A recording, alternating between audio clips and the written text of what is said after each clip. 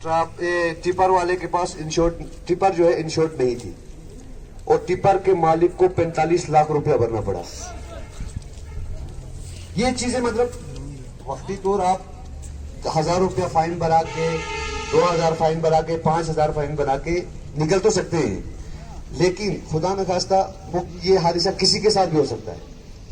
ठीक है, तो इसलिए मैं आप लोगों से मतलब खासकर ड्राइवर जो कमर्शियल गाड़ी चलाते हैं या मतलब जिनकी प्राइवेट गाड़ियां भी हैं, तो इंश्योर्ड गाड़ी की इंश्योरेंस बहुत जरूरी है। अपने आप को भी बचाओ, बाकी हमारी मतलब पब्लिक को भी बचाओ। ठीक है, गाड़ी मतलब जब भी आप सिटी के अंदर खासकर जब सिटी में इंटर होते हैं उस वक्त अपनी स्पीड लिमिट का खास ख्याल रखें। स्पीड लिमिट जो है ना उस चीज पर भी ध्यान दे दें। ये छोटी छोटी बातें हैं जो आपको मतलब किसी भी वक्त मुश्किलात में डाल सकती है। खासकर मैं जोर ज्यादा दे रहा हूं इंश्योरेंस पे। आप मैं इंश्योरेंस के कॉन्सिक्वेंसेस मैंने आपको बता दिया कि बाद में प्रॉब्लम क्या, वक्ती तौर ठीक है कोर्ट में चालान हो गया, रुपया 1000-2000 फाइन हो गया, निकल गया, कोई परेशानी मतलब दे नहीं। लेकिन खुदा न खास्ता एक्सीडेंट अगर हो जाए और आपकी गाड़ी में किसी बंदे की डेथ हो जाए और उनके फैमिली मेंबर्स आपको ट्रिब्यूनल केस कर दें, उस वक्त परेशानी आएगी। इसलिए गाड़ी की इंश्योरेंस और सेफ्टी के लिए अपना सीट बेल्ट हमेशा इस्तेमाल करें। अपनी जान का भी ख्याल रखें। आपके साथ जो पैसेंजर चल रहे हैं उनकी जान का भी ख्याल रखें। और जो पैदल चल रहे हैं लोग सड़क पे, बूढ़े आ सकते हैं, मतलब छोटे बच्चे आ सकते हैं, 10 मिनट लेट हो जाएगा कोई परेशानी नहीं है, लेकिन इंसान की जान अगर चली गई फिर उसका मतलब भरपाई करना मुश्किल हो जाता है। उन फैमिली मेंबर्स से पूछो जिनका कोई भी फैमिली मेंबर अगर किसी गाड़ी एक्सीडेंट में मर जाता है, तो गाड़ी का स्टीयरिंग आपके पास, गाड़ी का पूरा कंट्रोल आपके पास। तेज चला के किसी की जान को नुकसान करने से कोई फायदा नहीं है। तो मैं उम्मीद करता हूं कि मैंने जो छोटी मोटी 2-4 बातें आप लोगों को बोली, शेयर की, आप आइंदा आने वाले दिनों में इसका भरपूर मतलब ध्यान में रख के सबकी सेफ्टी को सोचकर रोड पे चले, वही मैं आप लोगों से उम्मीद रखता हूं। Thank you. ऐसा है तो इंशाअल्लाह आप सब किसी टॉपिक पे जो हिदायत दिया है कि अमल करेगा और एहतियात से सीट लगा के आके आज इस टॉपिक के निस्बत अपने सारे ख्यालात लोगों तक पहुंचाए। बस यूनियन के कोई प्रेसिडेंट का है यहाँ पे तो भाई उनकी ना होने की सूरत में मैं जनाब आरटीओ साहब खादिम हुसैन को दावत देता हूँ कि आप डैश पे आके आज की इस प्रोग्राम की निस्बत अपने सारे ख्यालात लोगों तक पहुंचे। शुक्रिया।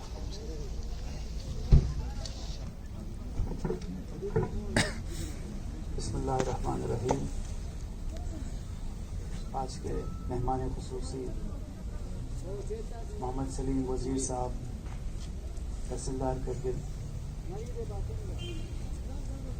डिस्ट्रिक्ट ट्रैफिक इंस्पेक्टर जनाब निसार अली साहब,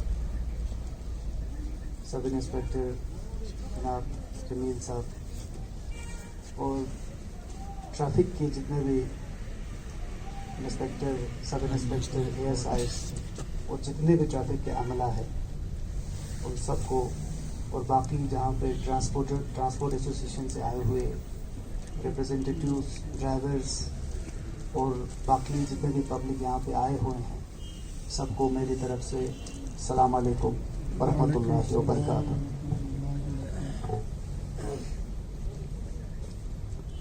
32nd नेशनल रोड सेफ्टी का जो ये सिलसिलावार मंथ जो परसों इसका अख्तिताम होगा,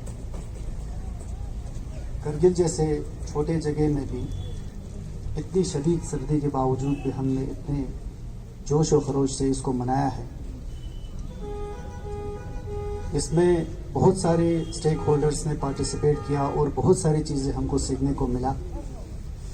सीट बेल्ट जैसे अभी जमील साहब बता रहे थे, इंश्योरेंस जैसे, डॉक्यूमेंट जैसे बहुत सारी ऐसी जानकारियां मिली जो काफ़ी हमारे लिए मुफीद था।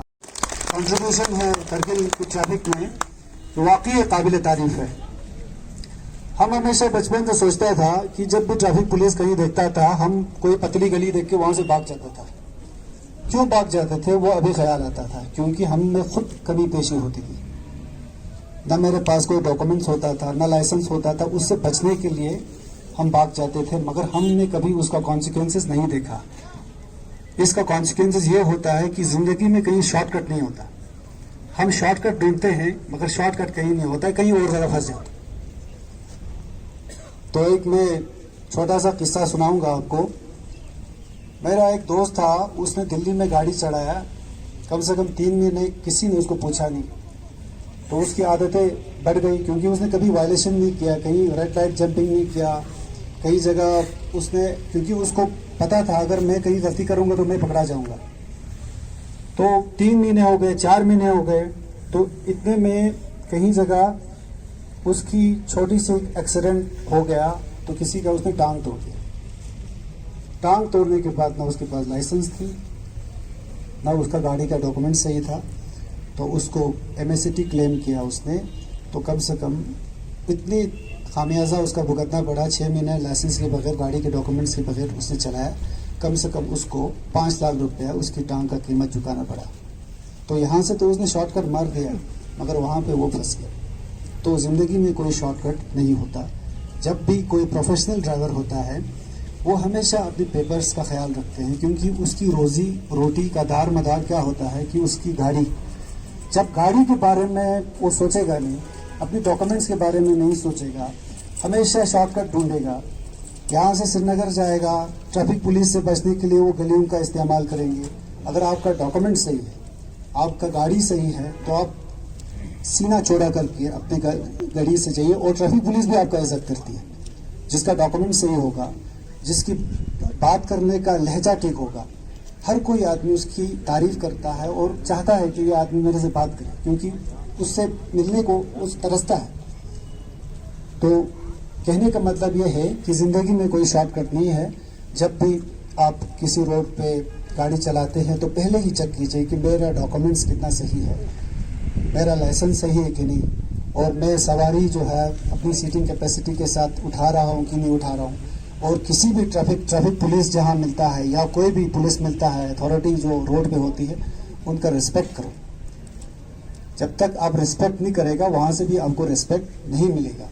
ठीक है, वो आपको सूचना देने के लिए कि आप में ये कमी पेशी है, आपको आईना दिखाने के लिए आप कहाँ पे हो, न कि आपके साथ कोई जाति दुश्मनी निकालने के लिए वो नहीं बैठा हुआ।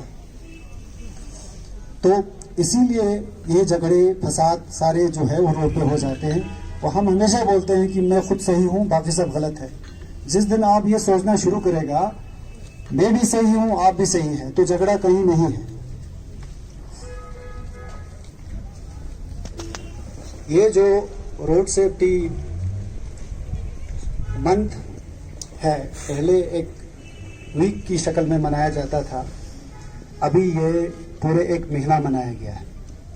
इसका मतलब ये है कि सरकार रोड हादसात को लेके काफ़ी कंसर्न है। रोड एक्सीडेंट्स जो है दिन ब दिन बढ़ती जा रही है। इसका कारण ये है कि गाड़ियों की पॉपुलेशन भी साथ साथ बढ़ती जा रही है, और रोड्स की जो इंफ्रास्ट्रक्चर है वो वहीं तक महदूद है। गाड़ियों की, जैसे करगिल बहुत छोटा जगह था, इसी 10 साल में कम से कम 1000 से लेके कम से कम अभी 8000 गाड़ियां रजिस्टर्ड हो गई। रोड में कोई परिवर्तन नहीं हुआ, वो रोड वैसे का वैसे ही। ठीक है, तो ये गाड़ियां कहाँ जाएगी? तो इसका हमको सोल्यूशन ढूंढना है। तो जब भी गाड़ियों की तादाद बढ़ेगी, एक्सीडेंट्स की तादाद भी बहुत बढ़ेगी। तो इसलिए ये जो मशीन है जो चलाता है, गाड़ी में बैठ के जो ड्राइवर होता है, हम बोलते हैं कि ये एक मूविंग डैम चला रहा है जिसके अंदर फ्यूल टैंक है। जब किसी के साथ टकरा जाता है तो इसका एक कॉन्सिक्वेंसेस बड़ा बुरा होता है। ये खुद तो लेके जाता था, मगर साथ में जो बेचारा इनोसेंट लोग जो रोड पे गाड़ी चलाते हैं उनको भी साथ लेके चलती है। तो जो ड्राइवर होता है, जो कंट्रोलिंग अथॉरिटी है, तो मैं बोलता हूँ कि जो लाइसेंसिंग जो पार्ट है वो सबसे क्रूशल पार्ट है।